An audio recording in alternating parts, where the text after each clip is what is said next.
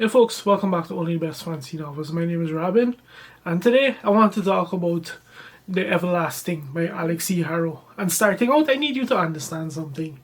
Whenever I pick up an Alix Harrow book, it's with the expectation that I'm about to read one of the best new books of the year, and The Everlasting is certainly that. So the premise for this book is straightforward.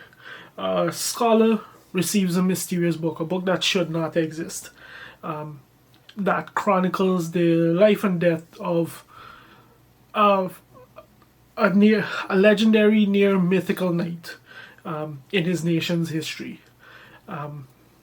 Shortly after that, things happen, and he wakes up in a forest. And who is standing over him but said knight? And so begins a journey that will span ages and lifetimes.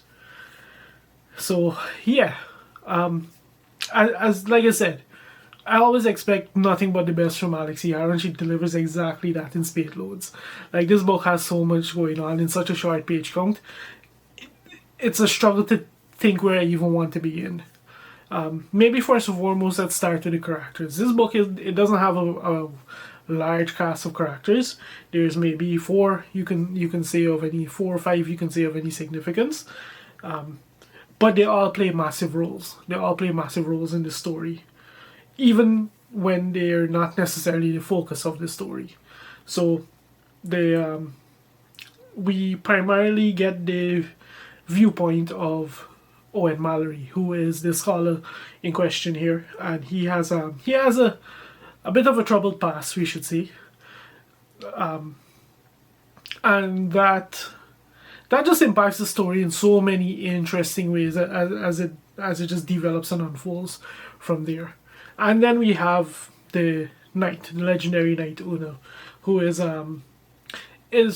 think of she's pretty much this nation standing. First of all, this nation is pretty much a stand-in for Britain, or as close to an analogy as you can get for it. And Una is pretty much Arthurian, for all intents and purposes, given her position in this country's mythos and all of that, and just some of the tasks that she gets up to and that kind of thing. Like, her legend has a very Arthurian feel to it. Yeah, then of course we have we have another individual who serves as the antagonist for this story, who I don't want to get into because she is by far one of the more interesting characters of this book. So, like, this cast of characters, they interact in very unique and different ways. Especially given the way that time works in the story, and the cyclical nature of it, you can say. And as the story unfolds, and we find out more about these different characters, not just about themselves, but the way they begin to change, and just the backstory surrounding them. Like, this story is both a love story and a tragedy unfolding in one go. At the same time, step by step. So that's all I'll say about that. It's a very, very fascinating read.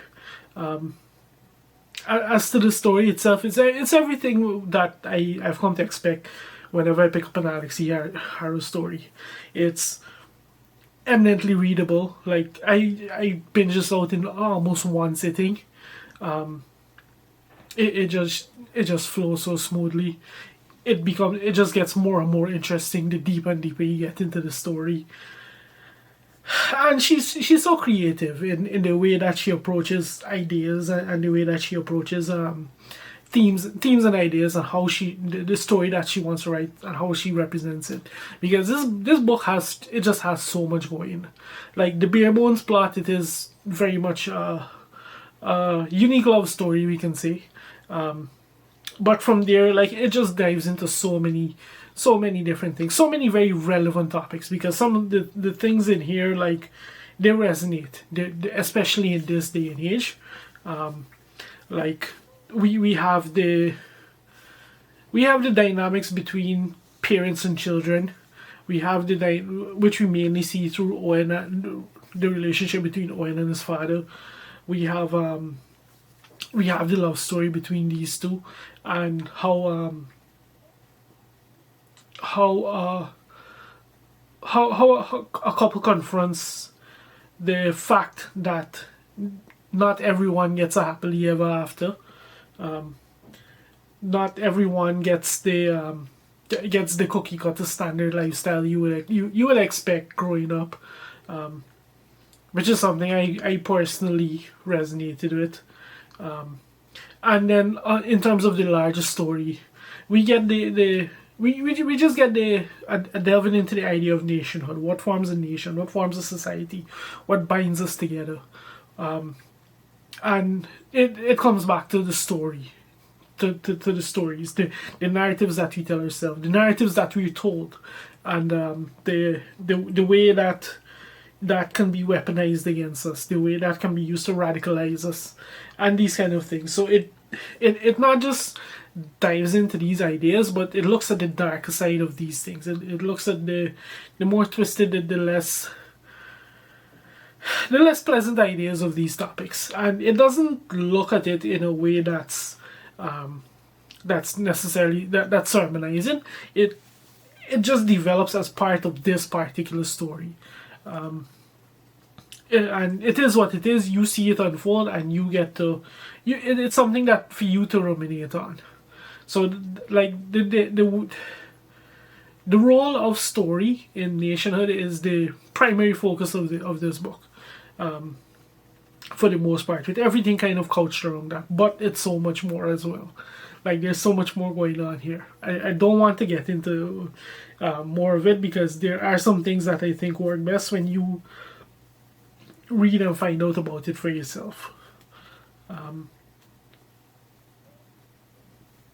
All that being said, this is just a bang of a read from start to finish. Like I said, I always expect the best when I pick up an Alix here, and this book was just that. From the get-go, I was just so sucked in.